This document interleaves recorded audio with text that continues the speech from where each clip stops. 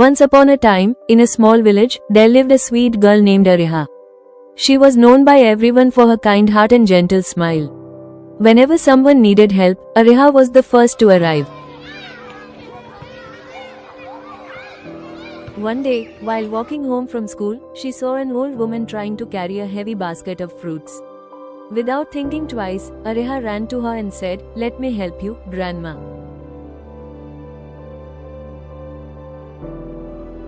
The old woman smiled with tears in her eyes. Together, they carried the basket safely home. The woman thanked Areeha and gave her a shiny red apple as a gift.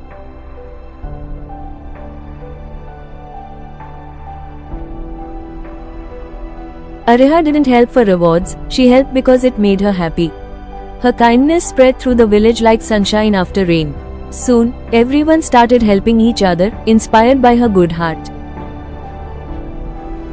From that day on, people called her Areeha the Kind. And she continued to make the world a little brighter, one kind act at a time.